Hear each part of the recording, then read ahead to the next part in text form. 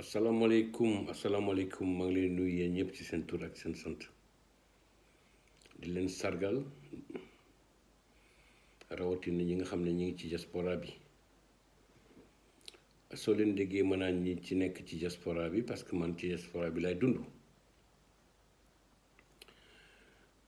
Tey nag sortie bi soo leen gisee ma def ko c'est parce que je voulais juste apporter quelques précisions par rapport ak li nga xam ne waxoon naa ko.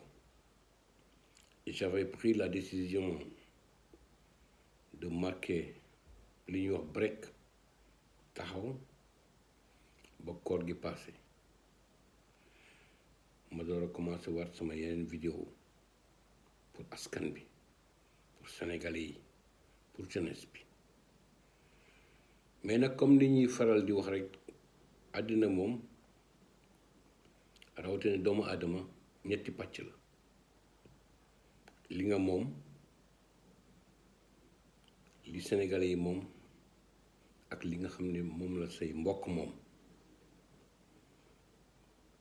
ma répété waat que li nga moom, li sénégalais yi moom ak li say mbokk moom. bi ma waxtaanee ak ñi nga xam ne nag ñoom laa lëkkalool dans la diffusion de mes vidéos, ñu xamal ma ne situation politique sénégalaise moom que koor gi am que koor bañ a am du taxaw parce que li nga xam ne nag dañ koy xeex di ko wax dañ ko war a wax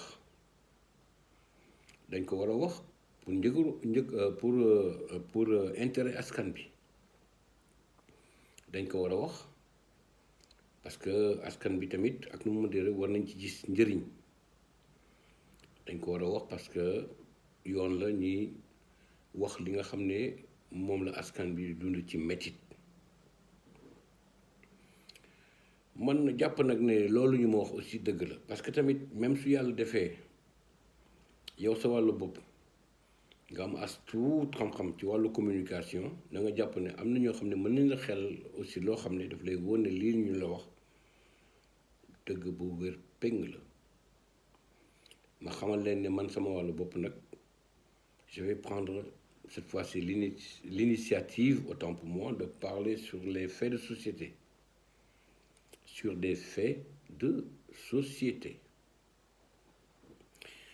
tey nag ma bëggoon débuter ci sama première partie vidéo bi nga xam ne yéen laa ko jagleel aux jeunes. soo déggee ma ciy dugg c'est encore une fois pour permettre autant pour moi aux jeunes de savoir que aussi ak nu mënti demee rek émigration du loo xam ne mooy régler tous les problèmes. gaa jàpp nañ ne ki nga xam ne mooy Macky Bour Sall le roi du Sénégal, de Fatick et du Sénégal, tey lajj na sur la politique de l'emploi au Sénégal, de la politique de l'emploi des jeunes au Sénégal, ci gàttal ak ci leeral ba tax nit ñi rawatina jeunesse bi tey nekk ci benn désespoir bay génn di bàyyi lépp di wax Barça wala Barsak. ma bëggoon aussi jeunesse bi tey wax leen ne ak nu mu mënti demee rek même su fekkee ne désespoir am na nañu jàpp ne aussi ñoom seen wàllu bopp bis bu yàlla defoon tey ñu dugg fii tout n'est pas rose. tout n'est pas rose parce que nag soo gisee ma génn di ci wax c'est parce que souvent ñi nga xam ne dañoo nekk émigré ñëw nekk à l'extérieur souvent suñu ñëwee Sénégal dañu leen di jéem a gëmloo loo xam ne amul. soo déggee ma naan dañ leen di gëmloo loo xam ne amul dañuy ñëw di jomba njaam di maye xaalis di sol di simi ñi yaakaar ne kii tekki na gaa am na la ko yàlla jox ma suturloo mais émigré yooyu ñu ci bëri dañuy vivre ay conditions yu metti 6 heures du matin la ñuy yeewu di ñibbi seen kër 22 heures pour mën a am xaalis boobu yére bu bees bu ñu jënd mettre quoi à côté suñu ñëwee Sénégal di sëlli ñu yaakaar ne ñoom ñoo yore lépp. Ah, c'est pas facile c'est pas facile. te nag aussi dama bëggoon par rapport à cela aussi ma alerte jeunes yi nga xam ne dañu jàpp ne ñoom seen wàllu bopp am nañ benn nijaay bu nekk en Europe, am nañ benn tante bu nekk en Europe, am nañ benn grand frère bu nekk en Europe, mën na leen yóbbu. Fii kenn mënu yóbbu kenn mënul yóbbu kenn. li yóbbu nit mooy nga respecter li nga xam ne moom la yoon wax.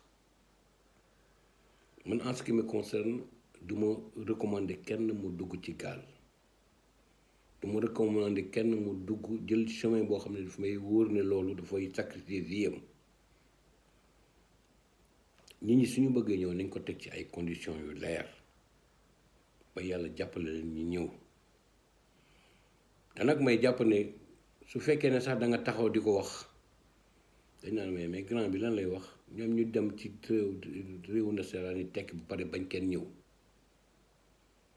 kenn terewul kenn mu ñëw mais ñëw boobu nañ koy teg ci ay conditions yu leer. man encore une fois loolu lay xelal samay rakk, ma jàpp ne c'est quelque chose de tout à fait normal. C'est quelque chose de tout à fait normal. Wow. Sur la deuxième partie de ma vidéo aujourd'hui, dama bëggoon aussi waxtaan benn fait boo xam ne sénégalais yi ñu ngi koy dund Sénégal, rawatina ñi nga xam ne ñi ngi yëngatu ci côté ñaw mooy couture. ma gis ne Macky Bour Sall, le roi du Sénégal de Fatick, waxuñu ci yàbbiwuñu ki avec son gouvernement, comme ni moo ko waxee toujours, lëkkaloo ak nit yoo xam ne ils ne sont là que pour leur propre intérêt. ma gis tey chinois yi dañoo ñëw Sénégal installé wu foofu, ñun bañuñu kenn ñëw. ma jàpp ne économie pour mu mën a dox il faut enracinement et ouverture, muy le normal. Nous sommes pratiquement le 25e pays le plus pauvre du monde, même su fekkee ne yàlla jox nañu ay xéewal. te nag suñu waay jël suñuy xéewal yëpp jox ko nasaraan si rawatina français yi, loolu c'est un fait boo xam ne dafa am. chinois yi ñëw tey installé wu Diamniadio, ubbi ay usines di utiliser sunu tailleur yi. ba tey sunu tailleur yi ñoom seen wàllu bopp mënatuñu sax am ay commande, kenn mënatul ñëw ci ñoom di ñawlu. mu nekk situation bu doy waar, une situation catastrophique. Et vous imaginez, xam nga chinois yooyu ñaata la ñuy fay sénégalais yooyu, xamu leen ko de. C'est des tailleurs qui travaillent de 7 heures du matin à 22 heures. Ils ne sont payés que le vendredi à raison de 10 000 francs. mooy wax ko ci olof. ay tailleur yoo xam ne dañuy ñëw foofu ut liggéey parce que kenn joxatu leen liggéey, kenn commandé tu leen, ñuy liggéey chinois yooyu di utiliser le gros fil. ñu nekk ci secteur boobu xam nañ bu baax li may wax. ñu leen di fay 10 000 francs. Ils travaillent du lundi au vendredi, ñu door leen fay. Je dis du lundi au vendredi, ñu door leen fay. de 7 heures à 22 heures maanaam 7 heures du matin dañu ko nekk 22 heures ma bëggoon nag interpeller les Sénégalais yaakaarlu leen ni tey on est en train de revivre l'esclavage mais ñun léegi ay jaam lañu dans notre pays ay jaam lañu mais c'est scandaleux c'est odieux c'est lamentable foo ko nattu rek weesu na foofu xanaa nag duñ ma wax ne l'État du Sénégal n'est pas au courant de ces pratiques ce secteur-là mu nekk secteur couture man xam naa ne lëkkaloo nañu nekk benn say gouvernement Sénégal li muy wax ay projet li muy wax ay l'emploi des jeunes yi xanaa ñooñu daf leen fàtte nañ leen jàppale nañu leen jàppale ñi nga xam ne dañoo jàpp bëgg créer une entreprise individuelle ñu faciliter leen des crédits ba pare protéger secteur boobu il faut protéger ce secteur sama bopp ma la gënal du bañ naa la suñ ko protéger sénégalais yi dinañ ci gis seen bopp ñoom seen wàllu bopp dinañ ci gis seen bopp te ñoom dinañ créer ay emploi parce que am na ay jeunes yoo xam dinañ ñëw liggéey ci ñoom ñi am moyen créer SRL société à responsabilité limitée